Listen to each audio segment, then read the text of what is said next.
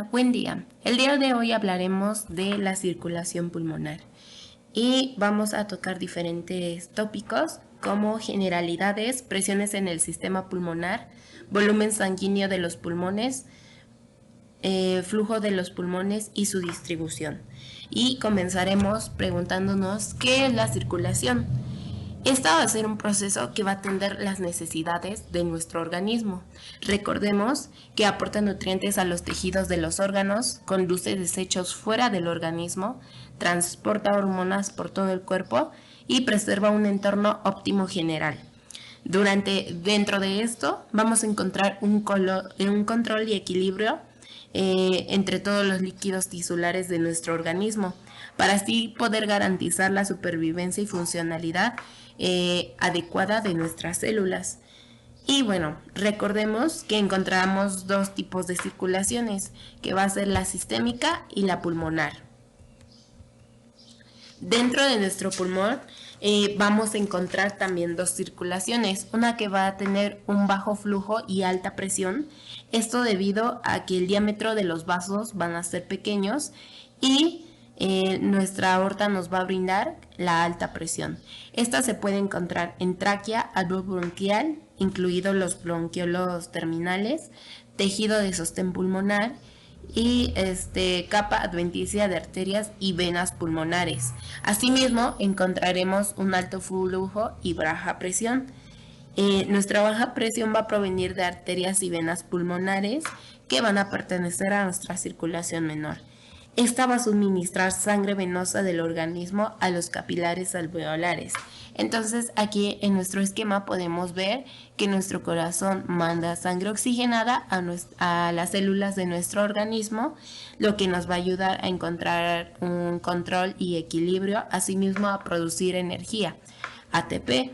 Y después de esta va a desechar sangre desoxigenada y se vuelve a repetir el ciclo que ya sabemos. Ahora, hablaremos de nuestra arteria pulmonar. Recordemos que en todo nuestro cuerpo las arterias son gruesas, flexibles y un poco distendibles. Y las venas son delgadas y muy distendibles. Pero nuestra arteria pulmonar va a ser una excepción. De esta, recordemos que va a salir del ventrículo derecho y a los 5 centímetros se va a ramificar en dos, en nuestro pulmón izquierdo y derecho. Y vamos a encontrar que la arteria pulmonar va a tener las características de una vena, no de una arteria. Entonces, si va a tener las características de una vena, va a ser delgada y muy distendible. Y bueno,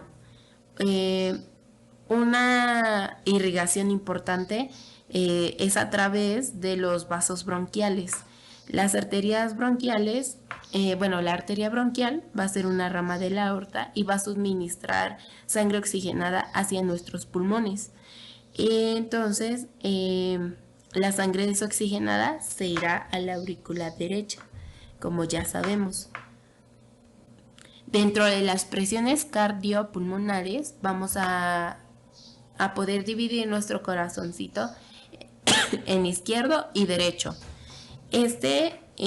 Vamos a partir de nuestro corazoncito derecho y vamos a encontrar que en la aurícula derecha y el ventrículo derecho de ese va a salir la arteria pulmonar que antes mencionamos y se va a ir hacia nuestros pulmones, que aquí encontramos, se va con las características de una vena. Dentro de todo esto, lo que va a suceder es que sabemos que existe una diferencia de presión entre la presión diastólica y la sistólica. Recordemos que en nuestra presión sistólica, nuestro corazón se caracteriza porque se contrae. Y en la presión diastólica se relaja. Entonces, cuando nuestro corazón aumenta la presión y se contrae, vamos a encontrar una presión sistólica de 25 milímetros de mercurio y una presión diastólica de 0 a 1 milímetro de mercurio, y esto dentro de nuestro ventrículo derecho, que es aquí. Aquí podemos darnos cuenta que la presión diastólica cae abruptamente. Esto es porque se cierra la válvula, entonces va a caer abruptamente. En nuestra arteria pulmonar, que es esta que está marcada aquí, vamos a encontrar una presión sistólica de 25 milímetros de mercurio, que va a ser la misma que hay en el ventrículo derecho. Y nuestra presión diastólica es la que va a ser una diferencia, que vamos a encontrar 8 milímetros de mercurio. A diferencia de en el ventrículo derecho, vamos a encontrar que esta cae lentamente, esta abruptamente por el cierre de la válvula y esta va a caer lentamente. Entonces vamos a encontrar una presión arterial media, una presión pulmonar arterial media de 15 milímetros de mercurio. Ahora, dentro de la presión capilar pulmonar, va a ser una media entre el extremo arterial y venoso. En nuestra media va a ser de 7 milímetros de mercurio. Y bueno, esta va a descender desde los pulmones hacia la aurícula izquierda. Y ahora sí, pasemos a nuestro corazón izquierdo, donde vamos a encontrar pues la aurícula izquierda y nuestra vena pulmonar. Y bueno, dentro de todo esto vamos a encontrar una presión de enclavamiento. ¿Por qué de enclavamiento? Porque para encontrar esta presión no se puede encontrar tan fácilmente, entonces se tiene que colocar un catéter que vaya hasta la aurícula derecha. Ese catéter va a ir a la arteria, bueno, va a llegar como hasta la arteria pulmonar y se va a empujar contra una como rama pequeña y ahí se va a enclavar. Por eso el nombre presión de enclavamiento, que va a ser de 5 milímetros de mercurio. Y vamos a encontrar que pues normal ya en nuestro ventrículo izquierdo vamos a encontrar una presión sistólica de 120 milímetros de mercurio y una diastólica de 100 milímetros de mercurio, que es en nuestro ventrículo izquierdo, no lo olvidemos. Y bueno, nuestro volumen sanguíneo del cuerpo humano pues va a ser los pulmones 9%, corazón 7%, arterias 13%, arteriolas y capilares 7% y venas y vénulas del 64%. Dentro de nuestros pulmones, que encontramos que es el 9%, 450 milímetros se va a dividir en 70 para capilares pulmonares y 380 arterias y venas pulmonares. Y bueno, dentro de las presiones de volúmenes de la inspiración, vamos a encontrar que en la inspiración, en esta va a disminuir la presión pulmonar, causando que el retorno venoso aumente porque hay una presión negativa. Y en la expiración vamos a encontrar que produce que el retorno venoso disminuya por la presión positiva que existe, haciendo esto puede causar en diferentes personas que se expulsen hasta 250 milímetros hacia la circulación sistémica. Y esto, por ejemplo, puede entrar cuando una persona expira o sopla con gran intensidad. Por ejemplo, los cantantes, los que tocan algún tipo de instrumento de aire, como los tubistas. Y bueno, aquí vamos a encontrar que las venas yugulares hasta se van a distender, donde alcanzamos hasta nosotros a verlas. Y bueno, en la regulación del flujo sanguíneo pulmonar vamos a encontrar que en vasos sistémicos, en todos los demás como cuerpecito, vamos a encontrar que a mayor oxígeno va a haber menor flujo y por lo tanto una vasoconstricción. A menor oxígeno va a haber mayor flujo y una vasodilatación. Pero en nuestros vasos pulmonares va a ser totalmente diferente. Cuando haya menor oxígeno, va a haber menor flujo y una vasoconstricción. Y cuando haya mayor oxígeno, va a ser mayor flujo y una vasodilatación. Y bueno, esta es la diferencia que vamos a poder encontrar dentro de nuestros... bueno, aquí es importante mencionar que, por ejemplo, cuando haya una hipoxia en los pulmones, esto nos va a generar una vasoconstricción. Y bueno, ahora en el flujo sanguíneo pulmonar es importante que recordemos que, bueno, vamos a encontrar a nuestros alvéolos. Entonces, esto que voy a explicar es importante porque nos va a ayudar a poder mantener un equilibrio dentro de nuestros pulmoncitos. Entonces, vamos a encontrar que va a haber una menor oxígeno y una menor presión de oxígeno, que va a ser 73 milímetros. Y bueno, en esto nos va a generar una vasoconstricción, que esto nos va a ayudar o nos sirve para desplazar sangre a zonas mejor oxigenadas, porque aquí vamos a encontrar una mayor presión de oxígeno, lo que va a influir en un mayor flujo y por lo tanto en una hematosis más eficaz. Entonces esto hace que se desplace hacia zonas mejor oxigenadas. Y bueno, dentro de todo esto podemos encontrar el efecto de la presión hidrostática. Es importante recordarlo porque recordemos que la diferencia de presión entre el corazón y el pie puede ser de hasta 90 milímetros de mercurio.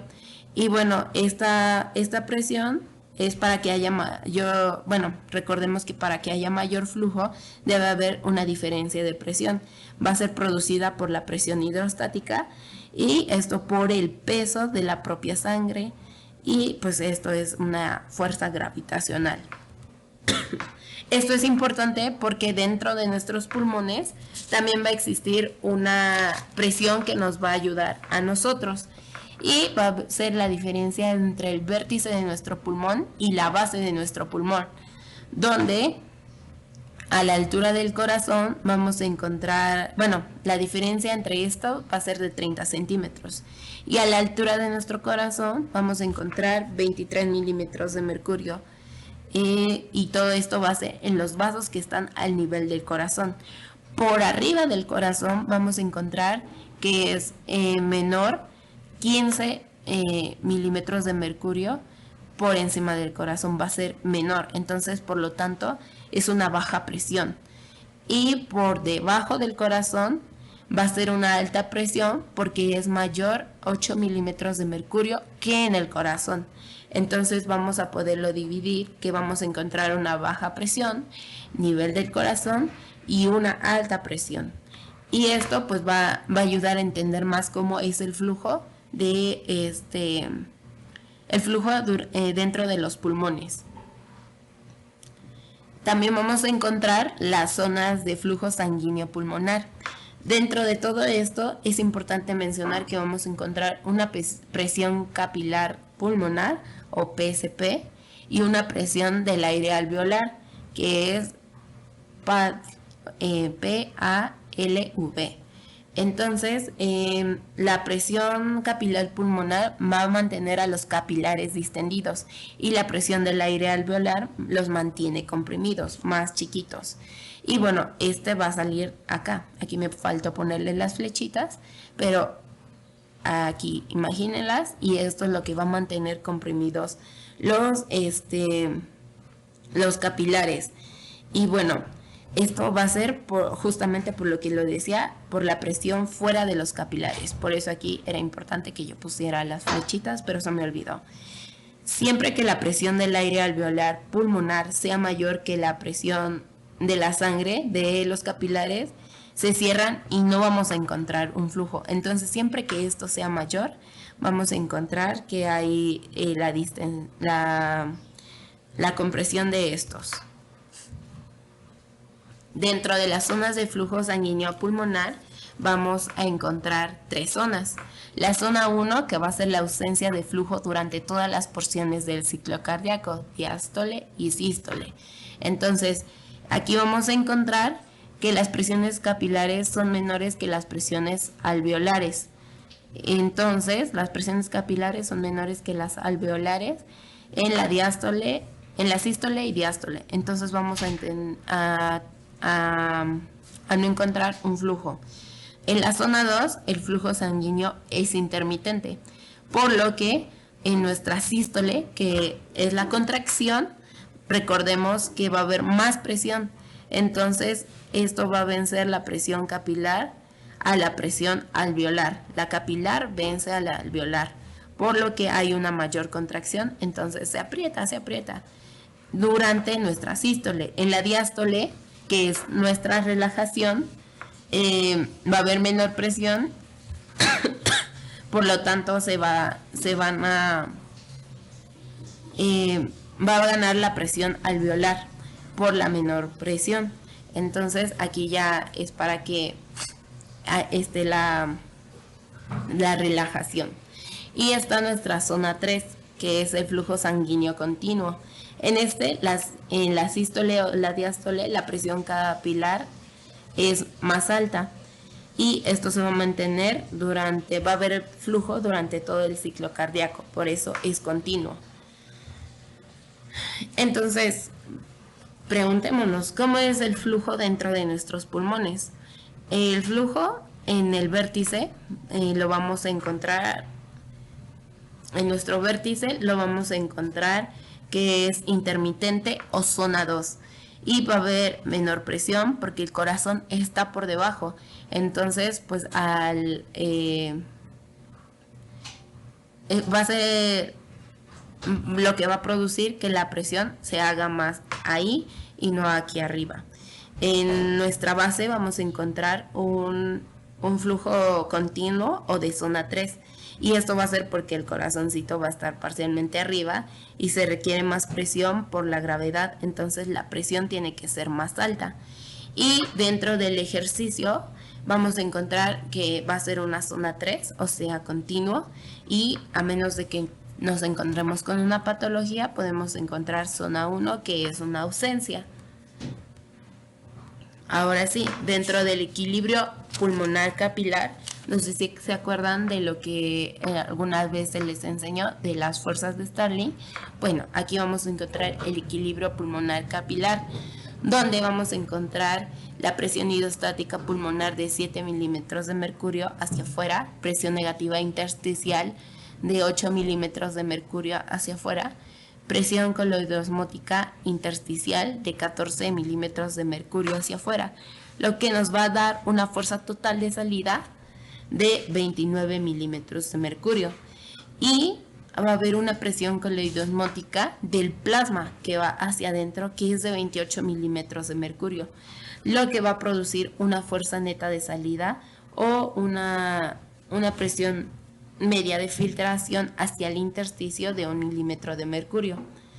Entonces, esto va a producir un flujo continuo desde los capilares al intersticio pulmonar, donde podemos encontrar una dinámica capilar pulmonar que va a ser de nuestro alveolo o pulmón, bueno, dentro de los pulmones hacia afuera van a haber ciertos desechos, y de nuestro capilar vamos a encontrar, aquí me equivoqué, pero va a haber hacia afuera un milímetro de mercurio, que es nuestra presión media de filtración, que es como la diferencia que hay, y esto va a llegar a nuestro intersticio y va a ir a los vasos linfáticos por presión negativa. Entonces esto se desecha y se sigue repitiendo todo el tiempo el ciclo. Y pues sería todo por esta clase.